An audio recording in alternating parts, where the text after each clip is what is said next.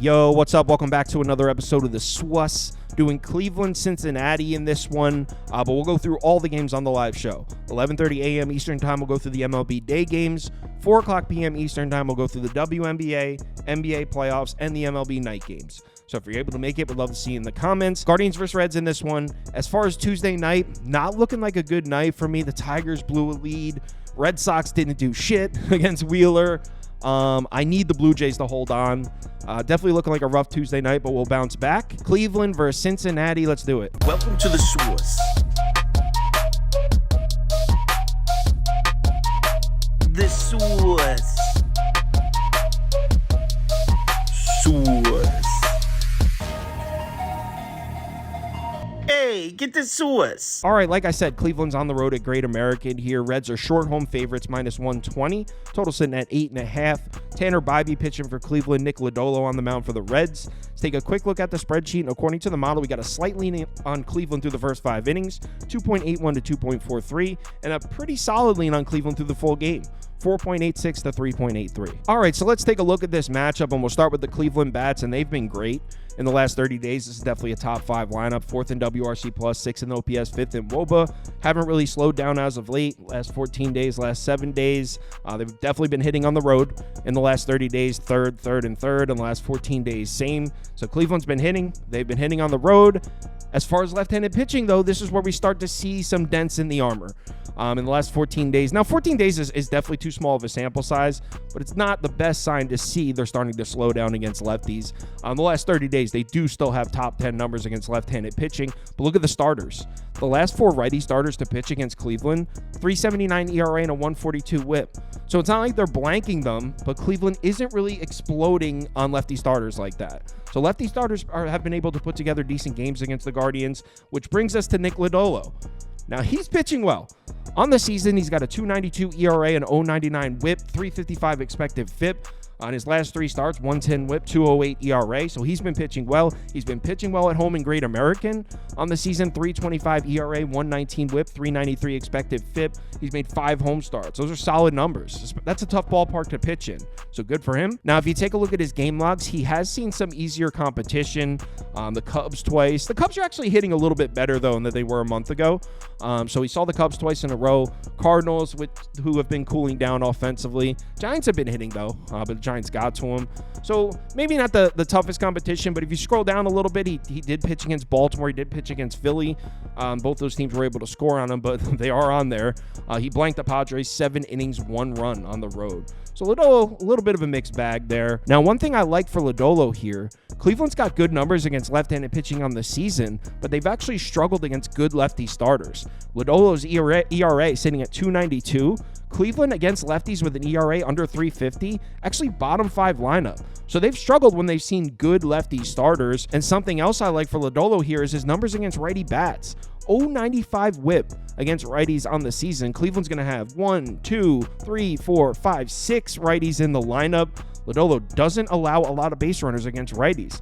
That's another thing I like for Nick Lodolo here. Now, I'm a little concerned that Cleveland's been crushing the 4-seam fastball because Lodolo does throw it 48.8% of his pitches, but he also utilizes the curveball a lot, and Cleveland struggled with that. So definitely some positives and some negatives there for Nick Lodolo. Overall, he's been pretty reliable at Great American Ballpark. I think he'll pitch well. I think he'll pitch okay against Cleveland.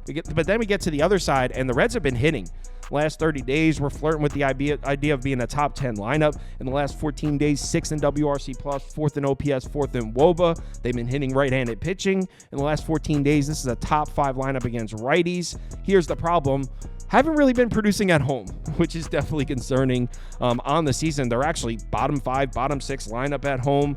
Last 30 days, slightly better, but not much. Other than that, though, other than the fact that Cincinnati hasn't been hitting at home, everything else points to the Reds scoring runs here. In the last 2 righty starters, they've seen 7.45 ERA. The last 5 righty starters, they've seen 9.64 ERA. So they've been scoring runs on righty starters. I mean, look at this list here. Here are the righty starters that have pitched against Cincinnati. They're scoring runs on all of them. 3, 5, 4, 8, 5, 2. I mean, these are serious numbers they're putting up on the scoreboard in the first 4 or 5 innings of the game.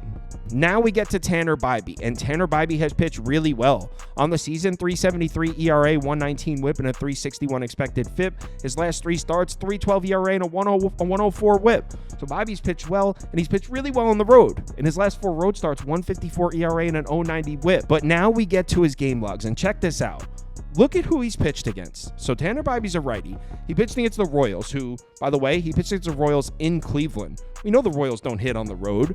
He pitched against the Nats. We know the Nats don't hit. He pitched against the Angels. Angels are the worst lineup in baseball against righties. He pitched against the Twins. The Twins never hit. Texas isn't hitting. Detroit can't hit. Angels, again, another lineup that can hit righties. This dude has had the easiest stretch of schedule here as far as his last 7 starts. Might be the ultimate sell high spot for Tanner Bybee. And to take it a step further, look at his numbers against left-handed bats. Sure, he's got great numbers against righties, 251 WOBA, 083 WHIP, 259 expected FIP. But against lefties, those numbers significantly worse. Want to know how many lefties are going to be in the lineup for Cincinnati? 1, 2, 3, 4, 5, 6, including 4 of their first 5 hitters. Yeah, I think this is a pretty dangerous spot for Tanner Bybee. And then when we bring up the pitch mix, in the last 30 days, Cincinnati's hitting the 4-seam fastball, they're hitting the slider, they're hitting the changeup. Tanner Bybee's 3 main pitches. So I like the Reds bats to get to Tanner Bybee here. Now, when we bring up the bullpen matchups, we definitely have to give the edge to Cleveland. They've been arguably the best bullpen in baseball this year. But if you look at the last 30 days, it's closer than you think. The Reds bullpen's been pitching really well. You can see Cleveland the last 30 days, 2nd in ERA, 1st in WOBA, 3rd in expected FIP. Cincinnati, 3rd, 5th, and 9th. So the Reds bullpen is right there, but there are 2 things to take into consideration here. Number 1, the Reds have been better offensively in the late innings, actually significantly better. In the last 14 days, the Reds have been the 2nd best lineup in baseball, hitting in the late innings. And then check this out, usage. Clase just pitched tonight. That's 2 of the last 3. Hench has pitched tonight. That's 3 of the last 4. Cade Smith's going to be available. But the Cleveland bullpen is definitely way more taxed than Cincinnati, so I wouldn't even give the Guardians the edge in the late innings. I actually think it's close to even, maybe even slightly tilting towards the Reds, which is why I'm playing them. I actually got a nice price. I grabbed the Reds at -108 right before I recorded this. I got it on FanDuel. Reds money line. Let's go. Like I said earlier, live shows 11:30 a.m. Eastern time. We'll do the MLB day games. 4 p.m. Eastern time, we'll do the WNBA, NBA Finals, MLB night games. So if you're able to make it, we'd love to see you in the comments. If you want my top bets or top bets from anyone on the staff here, or you'd like to join the Discord or get in on the weekly betting league that we're running, it's our first week, head over to KyleKirms.com and sign up for Sauce Network Plus. All the information's on there. Let's have ourselves a great Wednesday here. Looking like Tuesday's going to be a rough one. It's not over yet, but we'll see. But we'll bounce back. Remember to bet responsibly. I'll talk to you in the Discord.